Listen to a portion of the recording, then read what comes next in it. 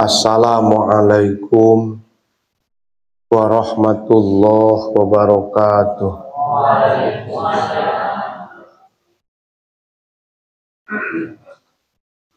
Alhamdulillah wassalatu wassalamu ala Rasulillah wa ala alihi wa sahbihi wa mawala. Syahadu an la ilaha illallah wahdahu la syarikalah wa asyhadu anna sayyidana Muhammadan abduhu wa rasuluh. Amma ba'du faya ayyuhal hadirun usikum wa nafsi bitaqwallah wa ta'atihi faqad faza man ittaqa. A'udzu billahi minasyaitonir rajim. U'budullaha wa la tusyriku bihi syai'a. Al-ayat. Para ibu, para bapak hadirin jamaah pangaosan anu kuring kuring dipihormat. Alhamdulillah dina wengi Senin anu ayeuna sakumaha biasa sok dilaksanakeun pangaosan rutin sasihan kurang sadaya dikeresakeun ku Allah sumping karena ieu pangaosan sanaos aya hujan sareng mati lampu sugan teu moal tulus bulanan. Padahal baheula ge sarua eueuh listrik. Baheula mah hayang caang teh ngompa patromak baheula.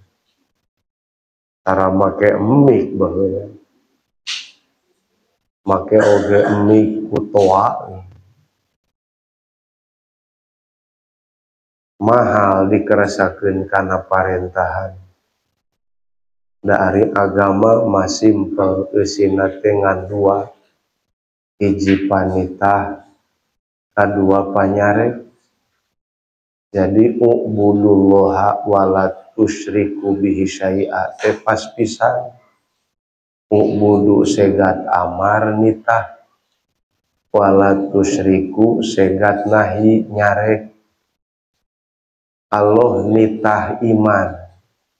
Teu kabeh nu dititah iman dikeresakeun iman. Abu Jahal sarua jeung Abu Bakar dititah iman. Ngan ari Abu Bakar mah dikeresakeun iman ku Allah. Ari Abu Jahal mah dititah ge teu dikeresakeun ku Allah. Abu Jahal jeung Abu Bakar sarua dicare kupur. Ngan Abu Bakar mah teu dikeresakeun kupur teh. Abu Jahal mah dikeresakeun. Mun kana panitah dikeresakeun, kana panyarek teu dikeresakeun, eta teh alamat bagja. Sabalikna mun kana panitah teu dikeresakeun, kana panyarek dikeresakeun, alamat naon kira-kira? Cilaka. Ari hayang bagja atau cilaka? Jadi ulah punung ku hujan, ulah punung ku pati lampu, geus jadwal mangaji. Itu cenah sieun batur unggal jelema nu init boga hate sieun eueuh batur atuh moal aya batur. Da kabeh sieun eueuh saha? Batur. Aya batur rek eueuh batur da geus maksud ieu jadwal pengajian ini teh eta teh alamat rek dibagjakeun ku Gusti Allah. Eta nitah iman jeung nyarek kupur teh panitah jeung panyarek anu pokok. Di mana aya tangkal sok aya dahan. Matak dahana tina nitah iman, nitah toat.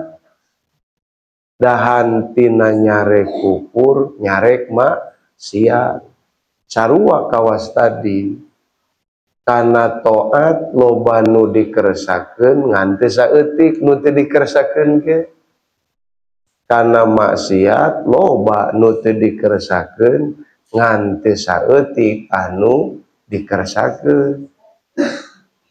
Dan lamun dibanding-banding bakal loba keneh nu dikeresakeun kana maksiat daripada kana naon taat. Da jelema teh 100% teh dibagi dua, 80% cilaka, 10% bagja.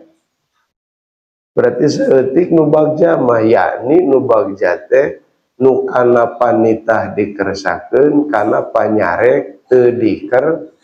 Nah, eta teh 10%. Muga-muga we urang teh kaasup nu 10%. Ngaji tauhid ieu teh keur nyumponan ubudullah. Da ubudullah teh nitah iman jeung nitah taat gitu teh. Ari iman nu diparentah ku Allah bisa dicumponan mun aya tauhid. Mata ulama ahli tafsir nafsiran ubudu teh ku bahasa wahidu. Wala tusyriku geuning wala tusyriku sabab musyrik jadi sabab kakufuran. Tuh, mun musyrik jadi sabab kakufuran maka urangna kudu ngajauhan musyrik. Anu jauh tina musyrik teh jelema nu faham kana tauhid. Nu paham kana tauhid iman aya dina hate boro-boro dina pagawean taat sanajan dina maksiat ge insyaallah kapanggih jalan balik ka Gusti.